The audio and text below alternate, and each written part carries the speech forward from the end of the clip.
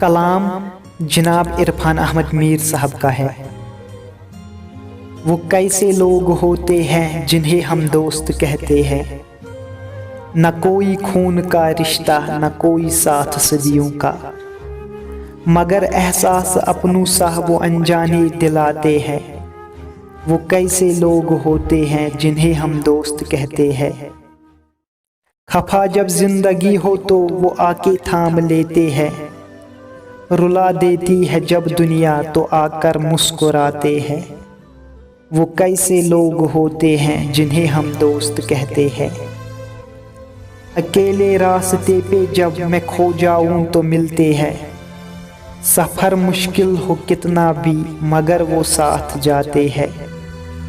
वो कैसे लोग होते हैं जिन्हें हम दोस्त कहते हैं। नज़र के पास हो ना हो मगर फिर भी तसल्ली है, वही मेहमान ख्वाबों के जो दिल के पास रहते हैं। वो कैसे लोग होते हैं जिन्हें हम दोस्त कहते हैं। मुझे मसरूर करते हैं वो लम्हे आज भी इरफान, कि जिनमें दोस्तों के साथ के पल याद आते हैं।